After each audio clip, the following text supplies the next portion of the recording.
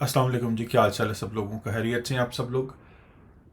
पिछली वीडियो में हम लोगों ने बेसिक इंट्रोडक्शन दिया था एसपीएसएस का, और आज की वीडियो में हम लोग जो है वो देखेंगे कि एसपीएसएस के अंदर हम लोग डाटा कैसे एंटर करते हैं। आई एम श्योर आप लोगों को याद होगा, जब लास्ट वीडियो में हम लोग डिस्कस कर रहे थे तो हमने कहा था कि एसपीएसएस के अंदर दो तरह के व्यूज़ होते हैं। आप लोगों को ये दो व्यूज़ यहाँ पर नज़र आ रहे हैं। पहला व्यू है, इसका नाम है data view.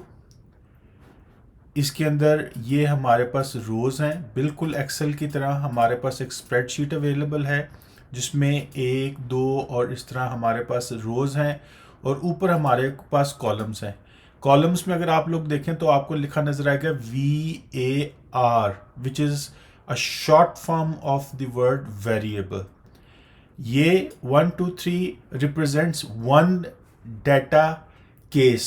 It could be an individual, it could be a city, it could be an organization, it could be a country, it could be anything, it could be household. ये एक case को represent करता है। एक questionnaire अगर आप किसी से फिल करवाते हैं तो उस क्वेश्चनियर में उस क्वेश्चनियर की सारी इंफॉर्मेशन इस रो के अंदर लिखी जाएगी। अगर आप एक कंट्री के बारे में डाटा कलेक्ट करते हैं तो उस कंट्री के बारे में सारी इंफॉर्मेशन यहाँ पे लिखी जाएगी। अगर आप किसी एक ऑर्गेनाइजेशन, फॉर एग्जांपल एक बैंक, एक फार्मास्यूटिकल कंपनी के बारे में इंफॉर्मेशन कलेक्ट करते हैं, वो सारी इंफॉर्मेशन यहाँ पे लिखी जाएगी। अगर आप गवर्नमेंट के लिए कोई सर्वे कर रहे हैं, उसमें आप किसी हाउस होल्ड से, किसी घर से कोई इंफॉर्मेशन कलेक्ट करते हैं, वो इंफॉर्मेशन यहाँ पे आपके पास आएगी। So 1 2 3 4 5 rows represents one observation related to one entity. एक किसी भी एक केस के बारे में इंफॉर्मेशन जो है वो आप रोज के अंदर एंटर कर रहे होंगे, और उस एक केस पर आप डिफरेंट डायमेंशंस में जो डाटा आप कलेक्ट करेंगे वो वेरिएबल्स में हमारे पास जाएगा। फॉर एग्जांपल, अगर आप किसी एक मैनेजर से उसकी पर्सनैलिटी के बारे में बातें पूछ रहे हैं तो उस मैनेजर का जेंडर, यहाँ पर एज, उसकी एजुकेशनल क्वालिफिकेशन, उसका एक्सपीरियंस, उसकी इनकम एंड अदर वेरिएबल्स, वो सारे यहाँ पर हमारे पास आ रहे होंगे। सो ये याद रखिएगा, बड़ा ही सिंपल है। जैसे यहाँ पे लिखा हुआ है डाटा व्यू, अगर हमने डाटा एंटर करना है तो डाटा व्यू के अंदर जाके हम लोग जो है वो डाटा एंटर कर रहे होंगे। डाटा एंटर करने से पहले हमें उस डाटे को डिफाइन करना पड़ेगा। हमें SPSS statistical program for social sciences को बताना पड़ेगा कि उस डाटे की नेचर क्या है। सो उस डाटे को डिफाइन करने के लिए सबसे पहले हम लोग जो है वो वेरिएबल व्यू में जाएंगे।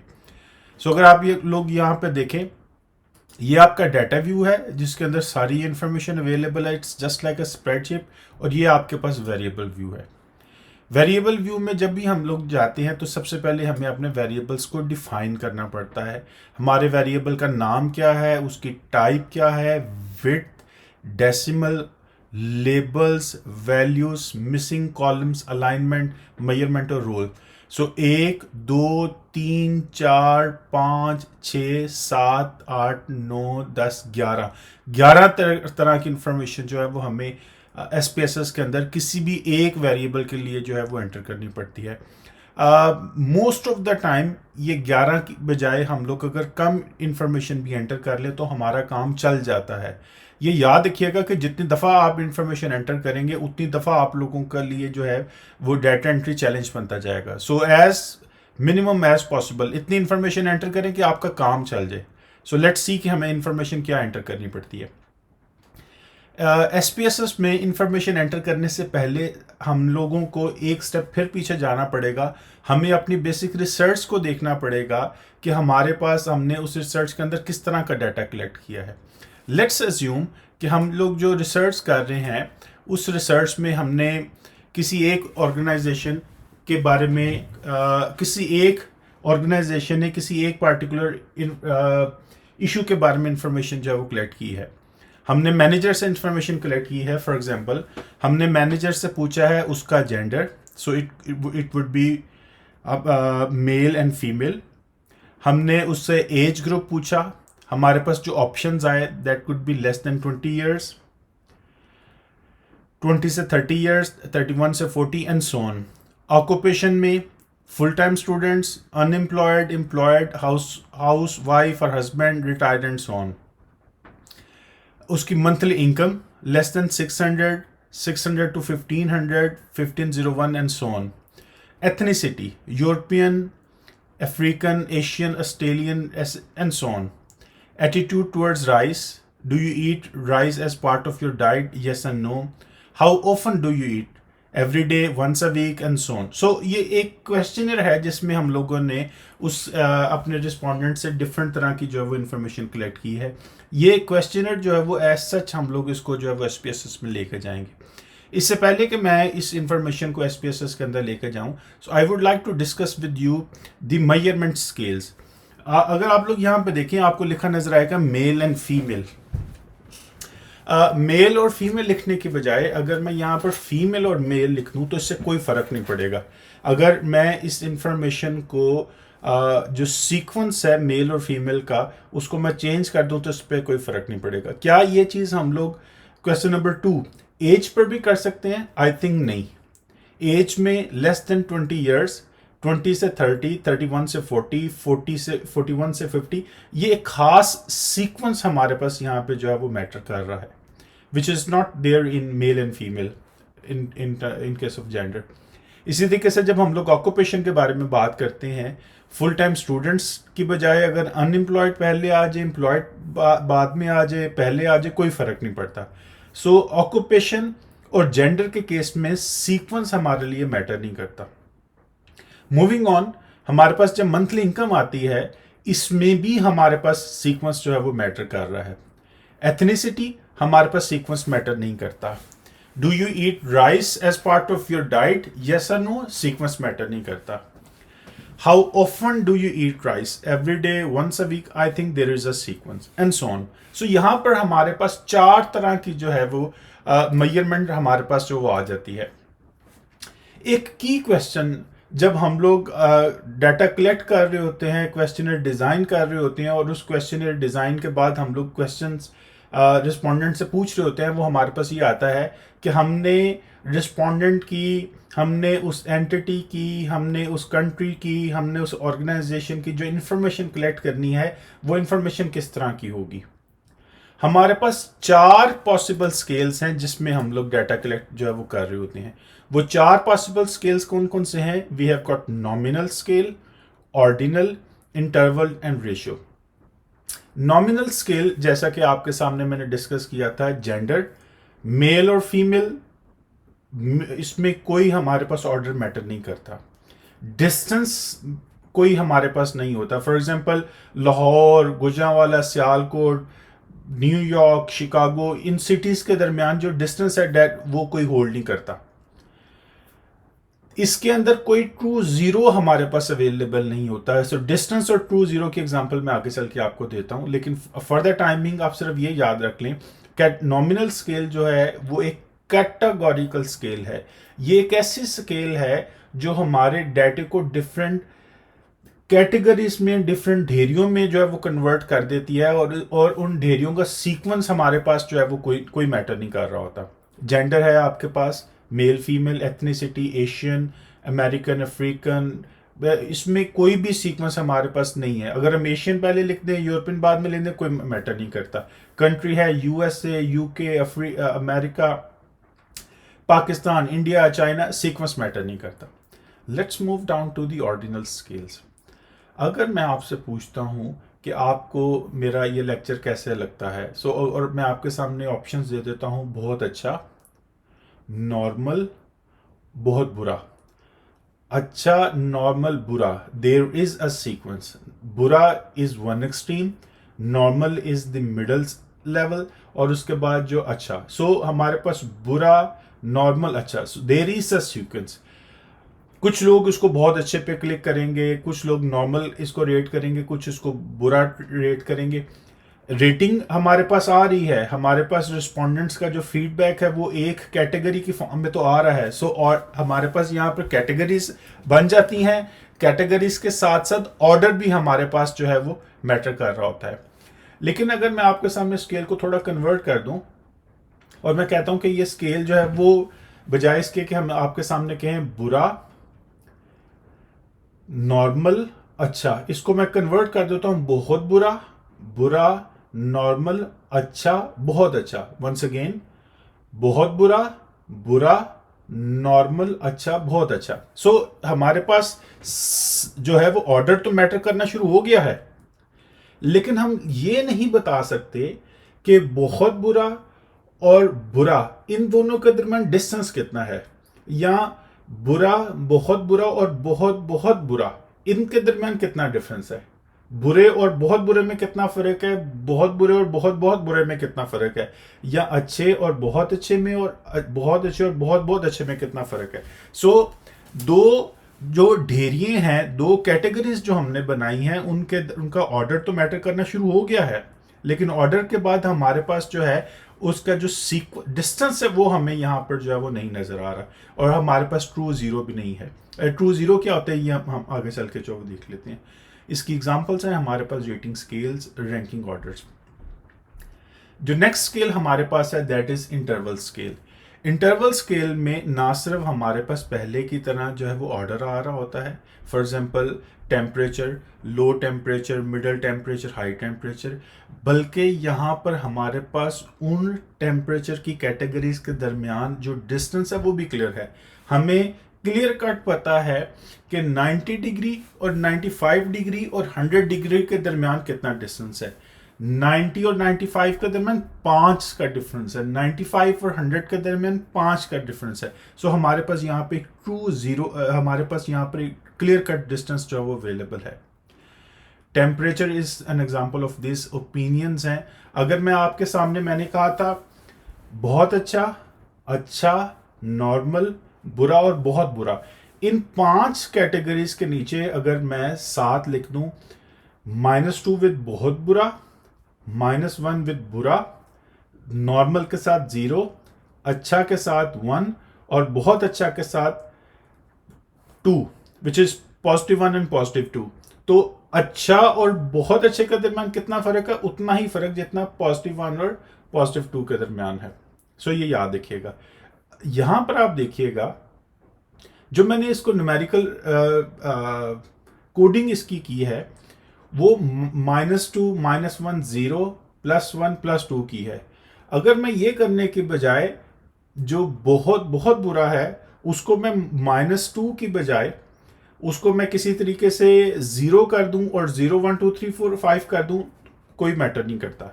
टेम्परेचर अगर आप देखते हैं तो टेम्परेचर में हमारे पास एक आर्बिट्रेरी 0 अवेलेबल है, जिसका मतलब है कि सेम टेम्परेचर अगर हम लोग देखें तो फ़ारेनहाइट में हमारा 0 कुछ और होता है, सेल्सियस में हमारा 0 कुछ और होता है। ऐसी चीज़ें जो कि नेगेटिव में जा सकती हैं वो इंटरवल स्केल में आती हैं। ऐसी मेजरमेंट्स, ऐसे वेरिएबल्स जो नेगेटिव में जा सकते हैं वो हमारे पास जो है वो इंटरवल में आते हैं। मूविंग ऑन, जो अगली स्केल हमारे पास है ये एक ऐसी स्केल है जहां पर हमारे पास एक ना सिर्फ ऑर्डर आता है बल्कि डिस्टेंस भी आता है, बल्कि एक ट्रू जीरो आता है। अगर हम एज वाइज लोगों को जो है वो कैटेगरीज में डिवाइड करते हैं तो एज में कैटेगरीज ऑब्वियसली आ रही हैं, <20, 21 से 40, 41 से 60। हमारे पास एक स्पेसिफिक ऑर्डर भी यहां पे आ रहा है। हमारे पास 21 से 40 और 41 से 60 के दरमियान डिस्टेंस भी हमारे पास क्लियर है, and at the same time हमारे पास एक ट्रू जीरो भी हमारे पास अवेलेबल है। एज नेगेटिव नहीं हो सकती, हाइट नेगेटिव नहीं हो सकती, वेट्स नेगेटिव नहीं हो सकते, सेल्स नेगेटिव नहीं हो सकती। So these are some of the areas जहाँ पर हमारी मेजरमेंट स्किल्स जो हैं वो काम कर रही होती है। ये मैंने मेजरमेंट स्केल्स आपके साथ क्यों डिस्कस की, क्योंकि जब हम लोग SPSS में काम कर रहे होते हैं तो हम लोगों को इन मेजरमेंट स्केल्स को जो है वो रेफर करना पड़ता है। ये हमारा जो कॉलम है यहाँ पर हमें जो है वो स्केल्स को जो है वो रेफर करना पड़ता है। अभी हम जाते हैं इस पे हम लोग देख लेते हैं। Let's start with gender. पहला वेरिएबल जो हम लोगों ने अभी देखा था दैट वाज जेंडर। हम उसी वेरिएबल से स्टार्ट करते हैं। ठीक है, आप लोगों को याद होगा कि ये हमारे पास जो क्वेश्चन था उसमें जेंडर था। हमें SPSS को बताना पड़ेगा कि जब हम लोग जेंडर के बारे में इंफॉर्मेशन एंटर करेंगे तो जेंडर के बारे में इंफॉर्मेशन हम कैसे जो है वो एंटर कर रहे होंगे। क्या जेंडर के बारे में इंफॉर्मेशन हम लोग न्यूमेरिक फॉर्म में एंटर करेंगे या हम लोग इस इंफॉर्मेशन को जो है वो किसी दूसरी फॉर्म में जो है एंटर करेंगे। लेट्स अज्यूम कि ये हमारा क्वेश्चनर था। मैं ये कहता हूं कि अगर मुझे जेंडर को एंटर करना पड़ेगा तो instead of writing the full word male, writing full word female, I would prefer to write 1 for male and 2 for female. इसी तरीके से हमारे पास ये जो ऑप्शंस हैं, इन ऑप्शंस को भी हम पूरा पूरा लिखने के बजाय हम इसके कोड डिफाइन कर लेते हैं। सो लेस देन 20 ईयर्स के लिए लेट्स से 1, लेस देन 20 से 30 के लिए 2, 31 से 40 के लिए 3, 41 से 50 के लिए 4 एंड सो ऑन। सो ये कोडिंग मैं आपके साथ दोबारा डिस्कस कर लेता हूँ। अभी के लिए याद रखिएगा कि मेल के लिए 1, फीमेल्स के लिए 2। हमने एसपीएसएस को बताना है कि जो इन्फॉर्मेशन हम एंटर करेंगे वो न्यूमेरिक होगी। It would be in the form of full numbers 1 2 3 4 5। यहाँ इसमें हम कॉमा लगाएंगे। आई थिंक मेल फीमेल के लिए हमने 1 2 लगाना है। We would not need any comma. हमें डॉट्स भी नहीं आएंगे, साइंटिफिक नोटेशन नहीं आएगी, डेट नहीं होगी, डॉलर नहीं होगा, कोई हमें करेंसी नहीं इसके अंदर लगानी, हमें सेंटेंसेस स्ट्रिंग्स नहीं लगाने। So will stick with standard जो हमारे पास इसका ऑप्शन है न्यूमेरिक।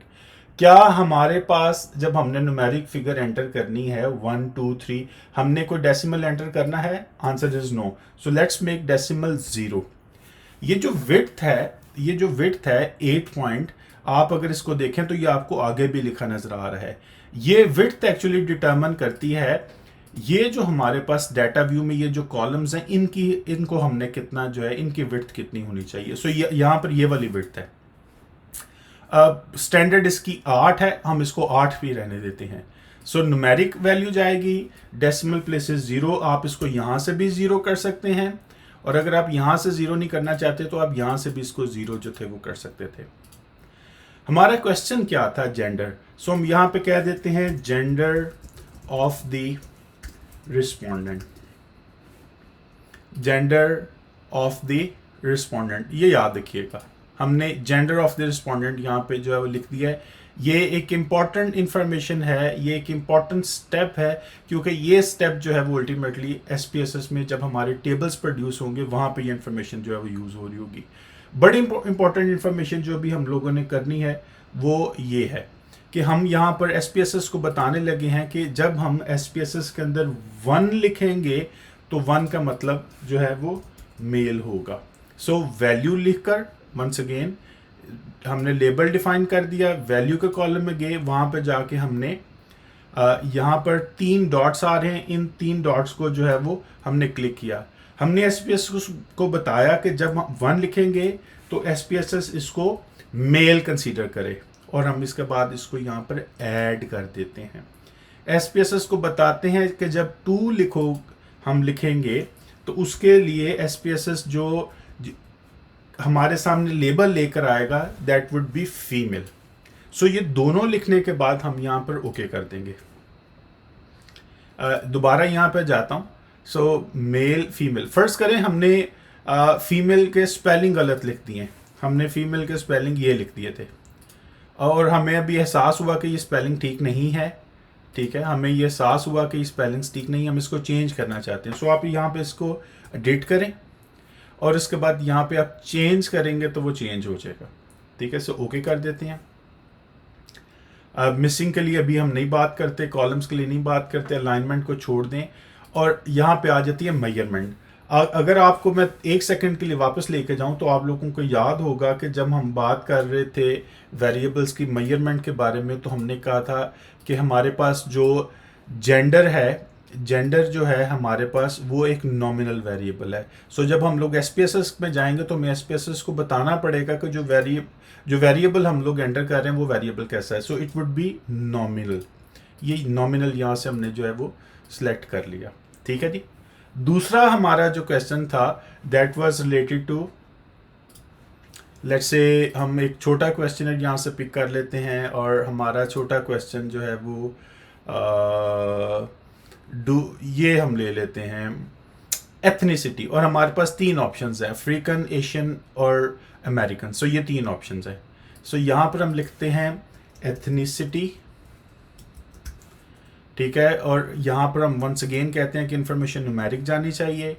8 हमारी विड्थ साइज है, हमारी जो विड्थ है वो 0 है। यहाँ पे हम लिखते हैं ethnicity of the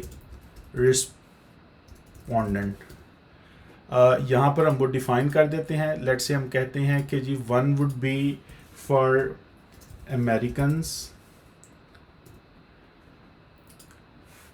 2 would be for Asian, 3 would be for let's say European, and 4 would be for others.